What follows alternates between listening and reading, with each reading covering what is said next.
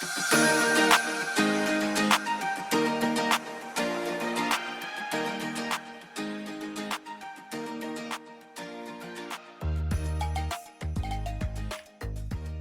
hi guys and welcome back. This is part 2 of my interview with investment advisor Charielle Plowden. The next question would have been, which you already answered technically, which would be how does one figure out which companies to invest in? Look for companies that are thinking future. So again, my friend Kai, she's like, Charielle, I don't understand this metaverse thing. They're not creating the metaverse for us.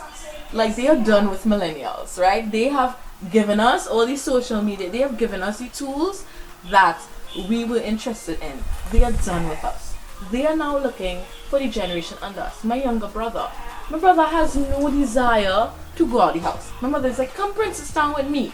Me, when I was younger, Hartford, yeah, let me go adventure. My brother's like, no, I don't want to do that. How much time did you see my brother since you go? Twice. Oh man, he was helping me. He was looking for something for me. He was serving up a purpose. In his room, by that computer. He has about 3 computer screens. I don't even know where he getting money. He's built half of them. These children have no desire like us to go outside. And Brother Mark said, oh, you're inside? Well, look outside, we'll meet you inside. And he's creating a whole metaverse. My brother's like, hey, Travis Scott, Ariana Grande, Justin Bieber, they all having concerts in the metaverse. A concert in the metaverse? So, no, I'd rather hop on no flight and go nowhere to see no concert. And spend no money for why? And I have to take COVID tests and afraid about COVID and wear masks. No, I can sit on right in the comfort of my home, drink my nice little Angostura rum, and have metaverse concert. Understood. And you know what's the thing? And I understood why Ariana Grande chose after the trampolition at the last concert. Good evening. Thank you for joining us. Breaking news out of Manchester, England tonight.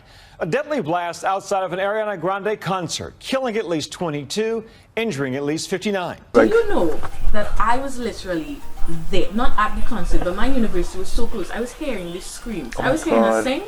I was hearing everything. So I always get a little metaverse concert because I was in the library studying my book, and I'm hearing Ariana say, you know, sing it away and sing, and then all I start to hear is explosions and screaming, children screaming. I'm just like, so you just literally went from being happy, singing, dancing to, and then a little while later my phone is ringing. It's the embassy calling. Miss Plowden, we know you're studying in Manchester. Were you affected? Oh wow. Completely, because it is madness. It is Understood. Absolute madness. So having a concert in the metaverse makes the most amount of sense. And then what happened with Travis Scott at his concert? Correct. When he died. So I could understand why they they've want moved to into have that. a metaverse concert, because at the end of the day, and a lot of people blamed him. Tonight, police in Houston are investigating a deadly crush at a music festival. At least 50,000 fans were there to hear rapper Travis Scott when chaos in the crowd turned to panic. At least 8 people were killed and many more injured. Right? But at the end of the day, while the people at the concert was on drugs, we don't know if he was on drugs. So while y'all are telling him, but he's also in another realm. And now he could be in that realm, wherever, and you could be in your realm, in your metaverse, home. And if you get trampled home in your house, that's your business. Are there any other companies you see right now that are doing that future pivots that you could see that people should invest in? There's so many that we don't even know about Reon. A company called Qualcomm. Who the hell is that? A company called NVIDIA. They do all the chips. IBM. We used to hear about IBM making computers back in the days. And Intel as another faction of that. Companies that they realize, you know what? Mac has come and taken over the laptop and computer space. Pivot into making these chips. So a lot of these companies are now, so Meta, which is now Facebook. So Facebook changed their whole name. It's now called Meta. Apple is also doing work into the metaverse. Microsoft is also doing work in the metaverse. There are so many companies that are future-proofing it. Google is also doing work when it comes to the metaverse. Siemens, Huawei, Samsung, all these companies are trying to future. I mean, not all of them. So what I'm hearing you saying is that right now tech is where it's at. Of course, well, you plan to go back out to tech? We can invest in some coal. Can invest in some I don't want to get these nails dirty. Oh, that ain't happening. We can invest in some you invest in coal. When you make that coal into a product, I'm a buy. Get back to you. You know, that's okay. Listen, we all have the things that we're interested to. Tech and financial services are where I put my money. Understood. That's just what I like. That's what I understand.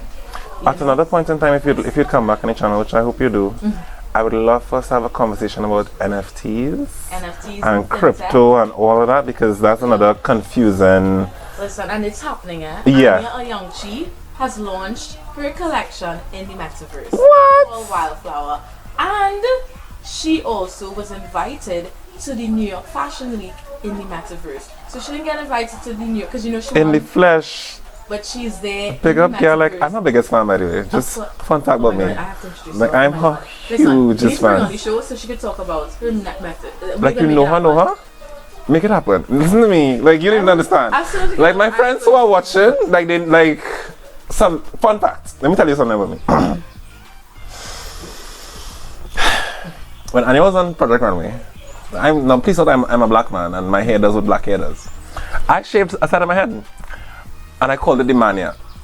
I did. I really did. I really did. No, I'm going to send her a message as soon as we leave on WhatsApp. And I called it the mania. And I got to and when I left the barber and I came, because that night we had a dinner in Hall. And I get to the dinner late. And my friend's like, oh my God, you didn't finish your haircut? I mean, I know it was late. I was like, no, this is the haircut. This is you should have hashtag and make it a thing. This is the mania. And I'll find a picture. It happened.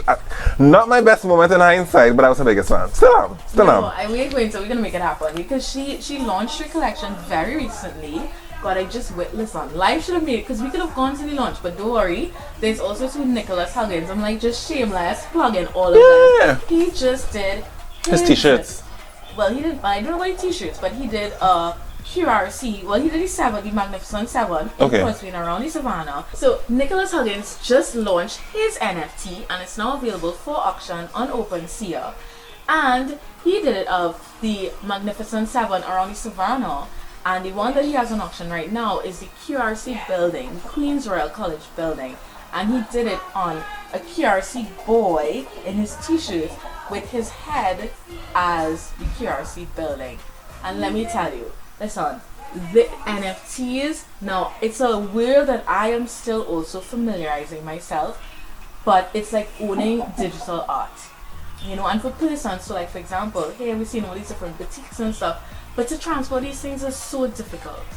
You know, and I know we love, and we have to, like in, you know, millennials, we love to hold on to our physical, we love to have, you know, our plant babies and all these things. But digital is where it's going. Yeah, and when we go into the metaverse, what having an NFT allows you to do is own the authentic rights to this. So even if somebody replicates it into the physical form, you will be known as being the owner, authentic, original. Understood. You know, and you know, as humans, we love to own that brag. Absolutely understood. You know, all the big brands are in the metaverse. Listen, from Hermes to Nike. Okay. All of them are doing metaverse collection. Well, that's our next episode. We are breaking down this digital revolution. Correct. No, yeah. But in the meantime, you're gonna buy those metaverse companies as stocks. Love it. So those are the ones you'd advise. Of course, you future-proof anything that's going to be around for the next 10 to 20 years. That's very sad. We have a lot of time on this earth, so we are young now. Right? This is my mother day. So it feels so old. Like, listen to me, my niece disagree.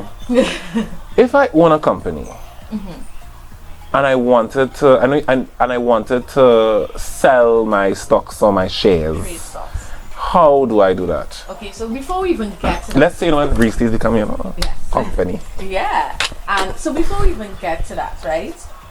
Why does a company want to go public? Why do I want to give up ownership in my business?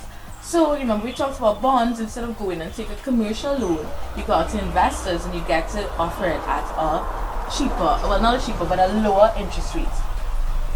When you make your company public, in an initial public offering, you launch an IPO, what you do is you allow investors to give you the capital, and they are given this capital with zero expectation. Well, they're expecting that the company makes profits and grows, but at the end of the day, it's a risk. So you give me this money, this company flops, and I have no liability to you because the company, it just didn't work out. So businesses decide to go public because it's a way to get investors money with literally no liability. Because if the company makes, they make too.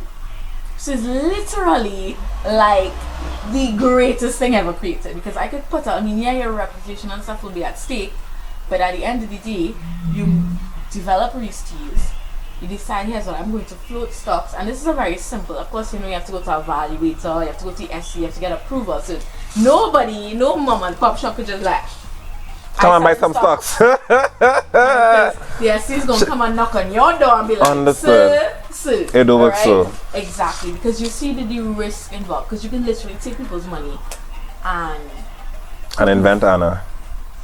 Right? Exactly. So that's why you have to go through a bit of a rigorous process. But at the end of the day, once you go through the process and the SC approves and you're allowed to IPO, you take investors' money now and you're now charged, you get these funds, you now invest it into your business, so you get all your nice equipment, and then now all of a sudden you have Mark Zuckerberg on and Elon Musk, and you're like a Joe Rogan, and you decide, hey, we made it.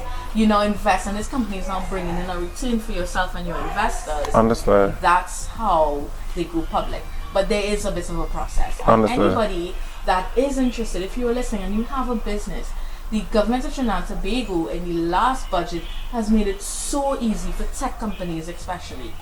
Alright, and as the corporate sector, the FinTech Association of Trinidad and Tobago, yes, shameless plug, if you have a technology company or a finance company, please reach out to me. The government has put so many tax benefits in place for young businesses in the form of tax breaks and tax holidays, so you won't have to pay as much taxes if you're a young business starting up in this space. Understood. Yeah, and then you have access to our membership. So if anybody, you know, and then you could start building, and when you decide then to go public, there are even more benefits that come with taking your company public. So I really do believe that business owners, especially we have a lot of small businesses that have so much potential, but if they have the investors. Everybody's always like, Charielle, yeah, but I don't have the money, and capital. Explore the avenues, because some of these businesses could really take off, and there are lots of people, trust me, from where I sit, Trinidad is a rich country. Trinidad is a rich country. Just look at our neighbors. Look at them houses. Every time I just up and down going to collect check, and just zero. It's a rich, and a lot of people made their money too from investing. A lot of people inherit. So I have a client who inherits so much money from her father. He just buys stocks, and when he died, they just find stock certificates on stock certificates. All the best companies just have it there. Just have these stocks, and that's how you build the generation. So this woman now, and she done rich, right? She supplies all the tools for dentists, right? So she done rich, and she's like, yeah, girl, I just find my daddy just leave all this. I don't even know how much it worth. I don't know if it even worth anything. And I check. Come to find out, it worth. It worth in. Sis, you're a millionaire. She's like, I'm sorry, a millionaire. I love it. On my past stuff, and I was really happy. My daddy also, you know, was an avid investor. So I mean, yes, I got into this career around the way after, but he also used to trade stocks, and he used to deliberately pass in front of Nicholas Towers when the stock exchange. They have the stock prices, and he was checking, to see how much they are. And I love that, because there's a saying I saw once. It says, for a lot of us, the only thing our parents leave us is debt, as in DBT. Yeah, so when they die, they leave us debt. And that's another thing, you know, as a financial advisor, how I really truly got into this career is after my father died. My dad died when I was 18 years of age. My mom lives abroad. So when he died, I was the one here having to deal with all of these things. And I'm like, but my dad was sole breadwinner. He didn't really leave us much debt. And he got insurance, so insurance covered whatever, and then they gave us the rest. But I'm like, this is the last bit of money I'm ever going to get from my father. How do I make this last?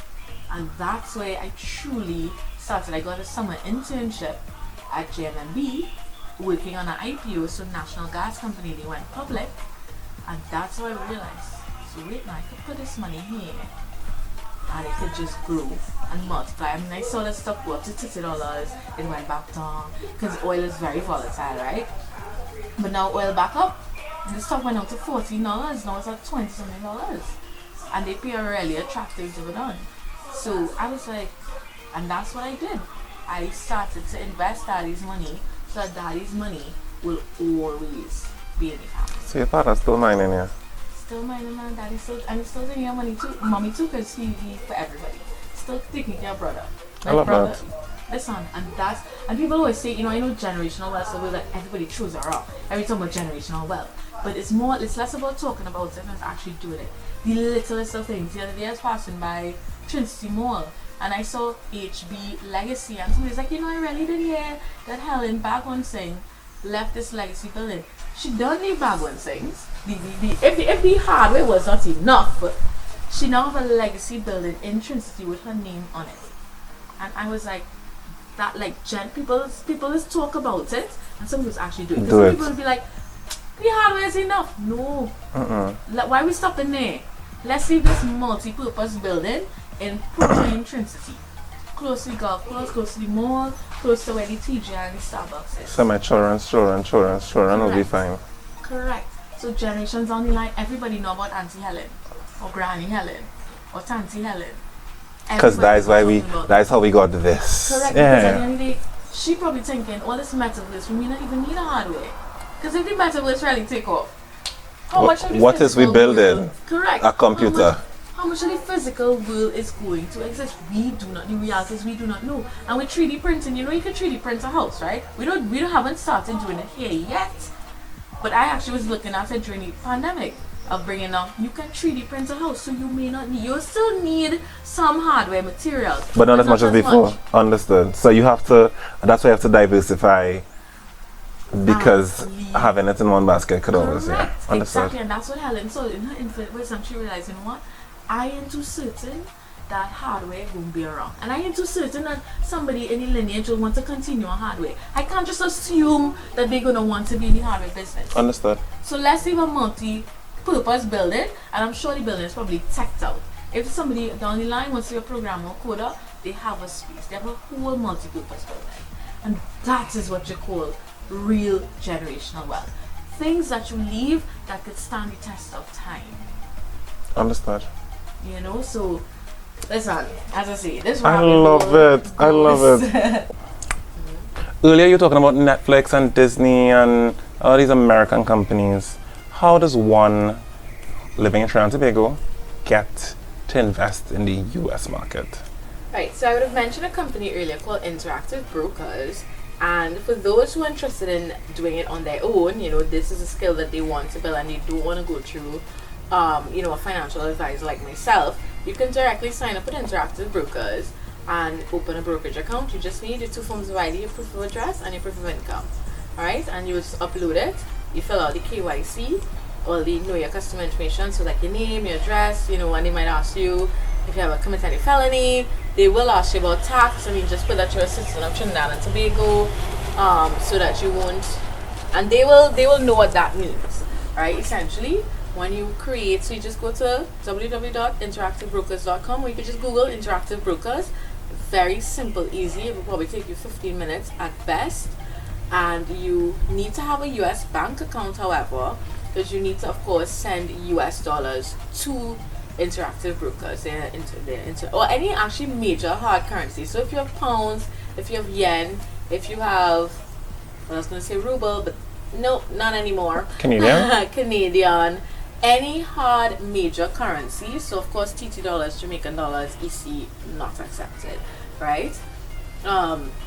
If you have any of that hard currency, you can transfer it to your Interactive account and they allow you to convert to US dollars. Or you could, if you want Canadian, you could convert to US to Canadian, or whatever you need. So we could now see where investing kind of helps with the Forex problem that Trinidad has, because once you get that initial money and you start reproducing that money in US dollars, you creating your own US. So when I travel, I don't want to go to the bank. I mean, I still do with my little itinerary and take whatever little chuckums they give me, but then I'd be like, okay, but in my US account I have X and X, can you please now run me my money? Right, and you just give them enough notice and they will run you your money. And now too, where I work at Sheppard, what we have a partnership with our brokers of Pershing, which is another. So Interactive Brokers is like the RBC, Pershing is like the Republic Bank. So it's the same business, but just a different company.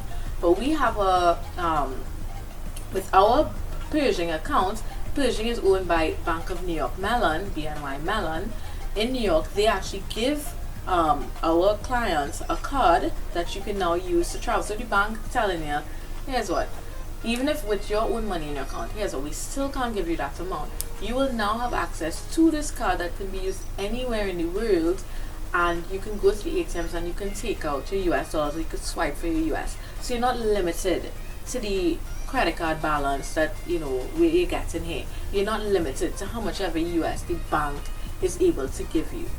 So, and listen, and these things, this information is so valuable because they're so, the other day I saw somebody posted on Twitter that she was out, you know, with her family shopping in the US. She was using her credit card. When she used her US limit, she sent her mother to the bank to put the money, thinking that once she pays out the credit card, she'll have access, and that's not the case. So she was now stuck in this country with no access to US. You know, and I was like, oh my God, if this girl's like, oh my God, why didn't I meet you sooner? Because she could have gotten this card and put that same money on it and have access to her US dollars. You know, so it's very simple, it's very easy. You open up your interactive. So first step is one, get your US bank account, right? And with your US bank account, you get your US cash. So if you're buying it from a family that just travel, however, again in the US, you get the US, you deposit it to your account. So once you deposit to your account, Interactive will ask you, how do you want to fund your account? And they'll give you the option to wire transfer. You can do it online. You don't even need to go into the bank. But then, you know, some people like, you know, it's my first time we go into the bank. You just take that banking information, you take it into your bank, you tell them you want to wire from your US account. In 2 days, you open up your US bank account, you get your wire instructions from Interactive. They will ask you, how would you like to fund your account? They'll give you all the instructions with all the information you need. You just show that to your bank, or you take it in. If you want to print it, take it in, and they will do it in 2 days. That money is going to hit your Interactive Brokers account. Once it's on your Interactive Brokers account, you can buy currencies, you could buy stocks, you could buy ETFs, you could buy cryptocurrencies. Interactive Brokers allow you to do it all. You could buy stocks in other countries as well. Right? And when you're ready to have back your money, if your stock go up and you sell it, or you get a little dividend and you want it, you just hit withdraw. The first withdrawal with Interactive Brokers is free. After that, if any month, so every month you get one free withdrawal. So if you're like me, you plan your business. So you say, all right, I travel in here, let me utilize, if I travel in April, let me utilize from January to 10, let me utilize my one free withdrawal and a certain amount that I want to withdraw for the freeness. If an emergency comes and you have to pay a little $10, it's 10 US, oh gosh. Alright, and then you send it, it'll go into your cash balance, and then you hit withdraw, and it will link to, and that's why I prefer you do it online, because it will link directly to your US bank account. So it will send it straight in 2 days. You will see your US bank account with your money in it. You go to whatever bank and say, hey, I need to get access, run me my money, I had to travel. Simple, easy, seamless, very easy. Like, people will be shocked every time I go through this process. People will be like, it can't be that simple. Cannot be this, like, why wasn't I been doing this? It always seemed like this very, very elusive thing. Correct. Which I really appreciate you breaking down. No, it is, listen. Now that's one particular resource. Are there any other resources you would recommend that we utilize to help us to gain more information and understand the market, etc.? So, I mean, if you're somebody that is very technical, Bloomberg is like the gold standard. So every investment house, you have your little Bloomberg machines, you see all these receipts on their Bloomberg. That's for technical people. Yes, I like my little technicalness, but sometimes I just like to keep it simple, stupid. Alright? And I use my little Yahoo Finance. But I just realized that Microsoft has a nice, so on my laptop, on the bottom of your taskbar, let's get a little stock. And I don't know how they know which stocks I have, because I always see Tesla, Twitter. They have a little bar that comes and it just shows you. So when I'm on my laptop, I get a little bar showing me what is happening with stocks. So if you use Microsoft suite of products, it comes with it. Apple has a built-in stock app as well. Right? I don't use it as much, but you can. I mean, for persons who are just love everything Apple has one. Excel actually gives you live stock prices. Excel, they have a VLOOKUP, there's ever macro. Okay. Why do you think I'm a big investor in Microsoft? Love it. Excel. So you just put your portfolio.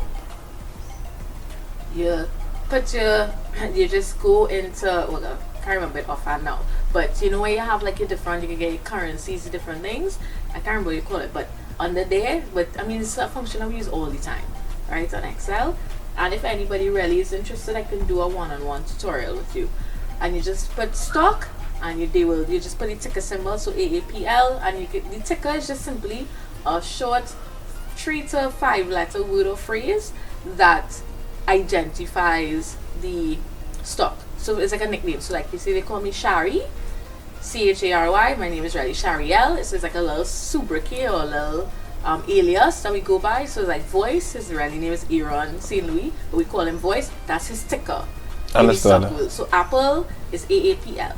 Understood. Right? Microsoft is MSFT. Facebook is FB.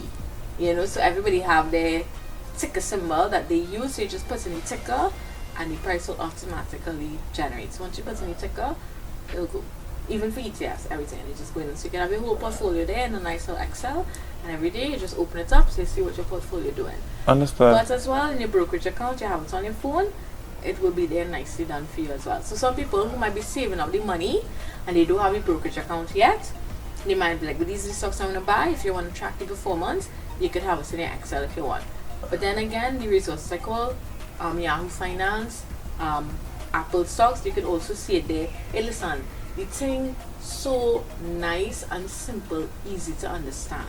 Yes, you will see sometimes like EPS and stuff that you don't know. That's why I have a financial advisor. She just call me, Cheryl, what is an EPS? What is a dividend? Like, what are those things? But another feature that most of these companies have, so Microsoft, Yahoo Finance, they give you what the analysts are saying, whether to buy. So they have strong buy, hold, sell, strong sell. And you actually show you how much analysts are saying that. So you have 30 analysts are saying strong buy, 32 saying buy, 10 saying hold, 3 saying sell. What are you gonna listen to? The buys, and it changes. So if it changes, they will also show you. So if you look at Netflix, it's still at a buy. The analyst still saying to buy.